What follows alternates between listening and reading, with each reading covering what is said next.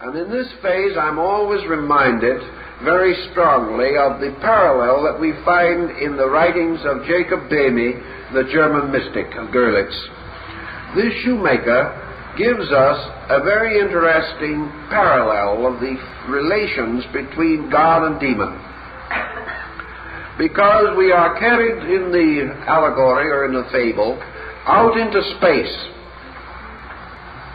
And in space we find one brooding figure, standing upon a great cloud with folded wings of sable hue, a great brooding figure leaning upon a sword and standing looking out into the infinite. And this brooding figure is Satan. And this brooding figure is almost divine in its own right. For within it is not only the creative power of God, but the infinite courage and strength of the divine will. And this being has come out of the mysteries of outer space to stand before the throne of the Almighty and to offer itself as a vassal of God. And it stands there and it speaks, and it sends its voice out into the great mysterious darkness that lies about it, out towards one softly roseate cloud that seems to be hovering over the great vistas of space like some dim northern light. And the powerful angel calls out and asks God to reveal himself. And out of the cloud and out of the mystery and out of the darkness comes the voice of a baby, a very tiny child. And this voice of the child, so faint, so small, so gentle, as to hardly be audible, says, "Yes, did you wish to speak to me?"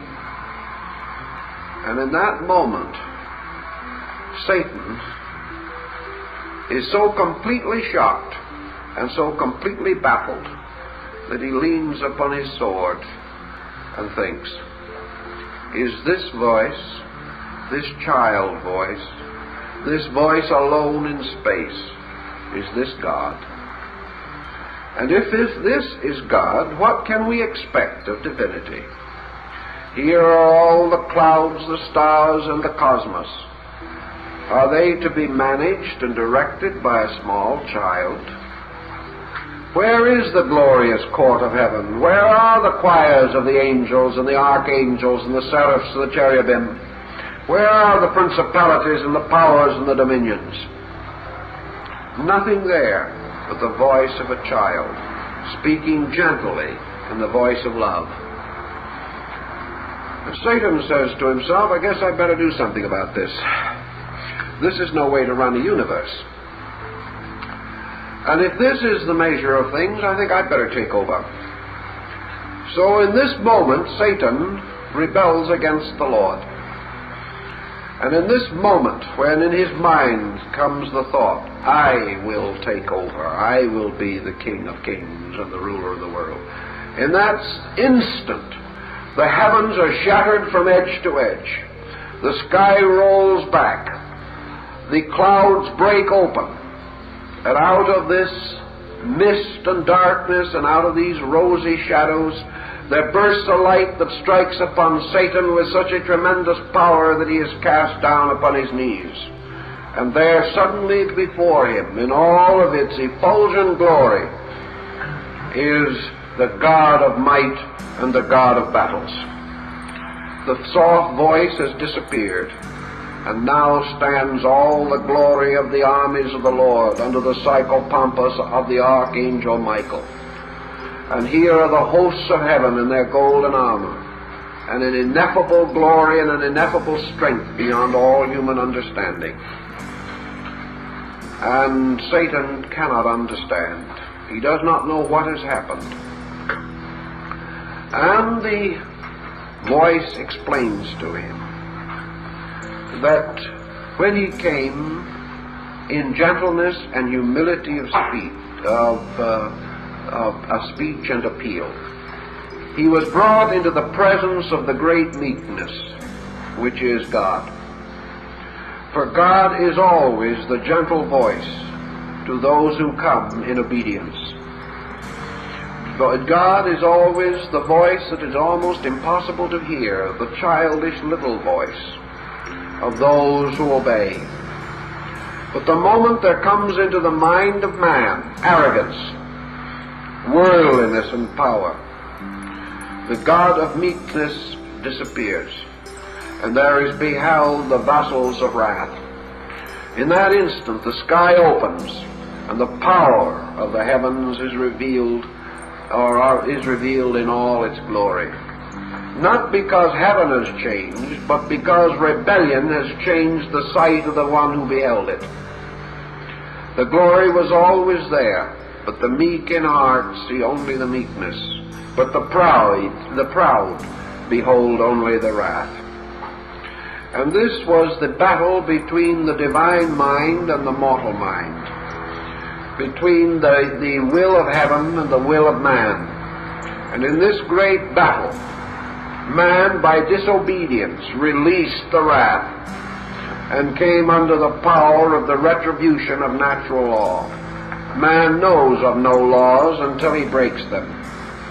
Man knows of no wrath until he disobeys.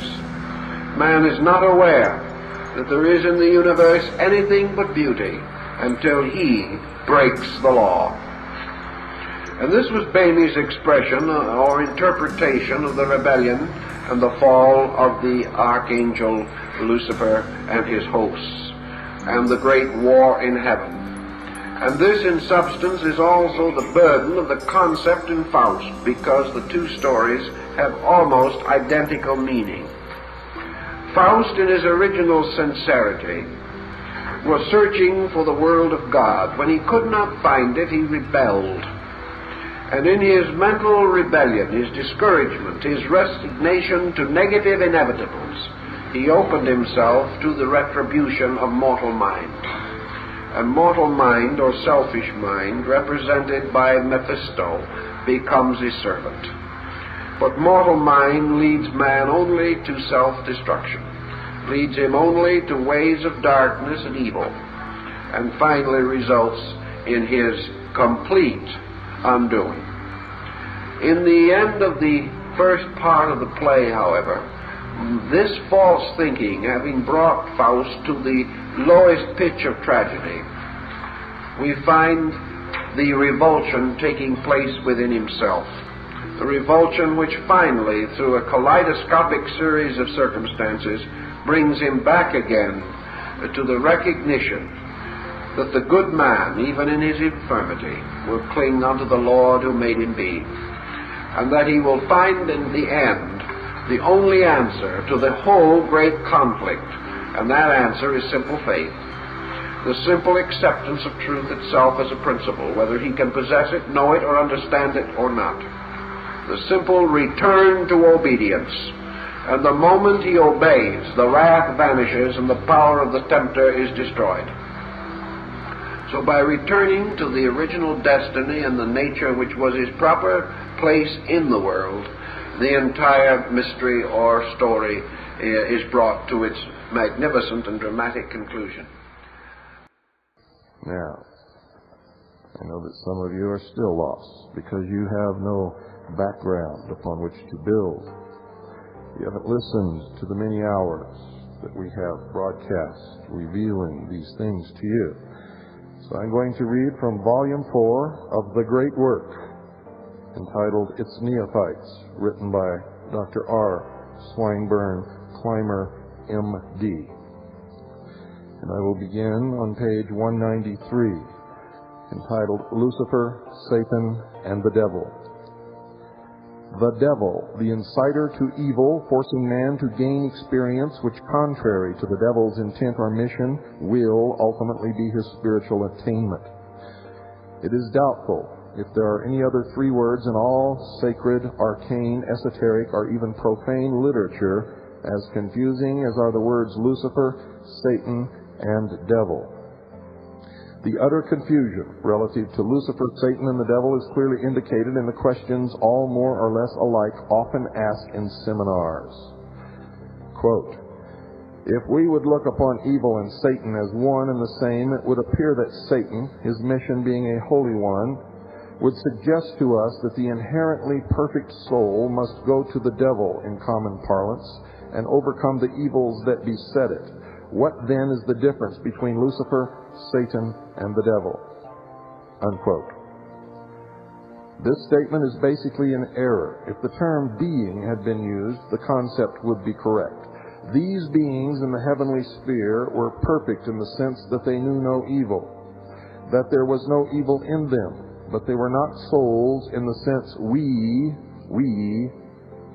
understand, and as God in His statements concerning the sons of men indicates, because they had no experience, they possessed no consciousness as we understand it. They had not passed through the experiences of pleasure and satiation, sorrow and suffering. They had not passed through the cauldron of fire. Remember, these are the philosophers of fire, the cauldron of fire, the hell of the earth life, in effect, gone to the devil. So as to know good from evil, and by having overcome evil with good, become gods. Become gods. You see the difference when you get into the great work between what they tell the neophyte and what the truth really becomes. So as to know good from evil, and by having overcome evil with good, become gods. Lucifer, being second only to God in his power, like many of the angels, became dissatisfied with this state of being. He was dissatisfied insofar as he himself was concerned in being an inactive part in a perfect state of being. He wanted to know. He wanted to experience. This dissatisfaction could not exist in an otherwise perfect state. Hence, in biblical language, God cast him out. That is, Lucifer fell or came down with a purpose not only insofar as he himself was concerned, but concerning all others in the Elysian sphere, and all those, the angels who were of like desire, fell or came down with him.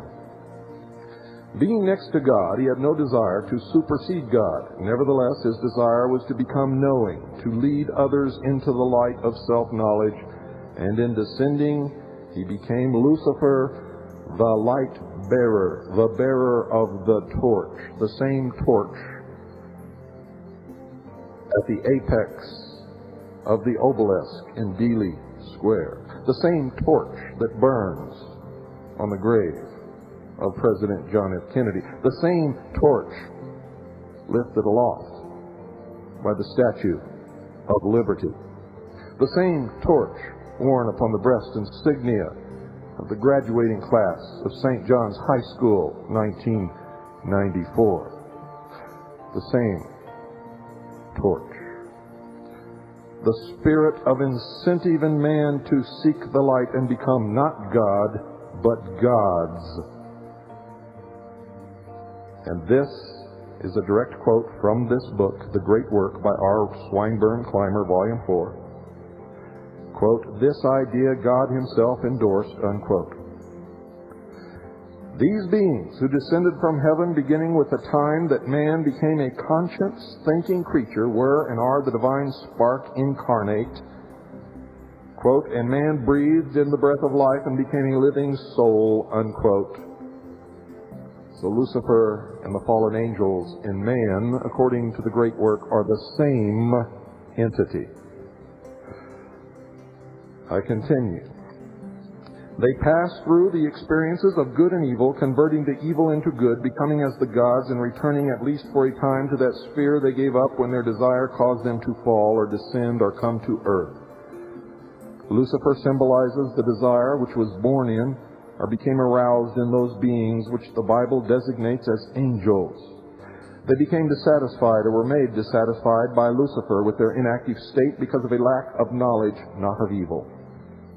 Because they had no concept of it, of the divine passions of men know, such as love, affection, kindness, and generosity. Their desire and dissatisfaction caused the divinity to cast them out. That is, give them the freedom to come to earth, incarnate in human, though as yet soulless beings, and gain experience. Perhaps, we cannot know, they did not realize the great evils into which the carnal nature of the flesh would lead them. Don't go away. I'll be right back.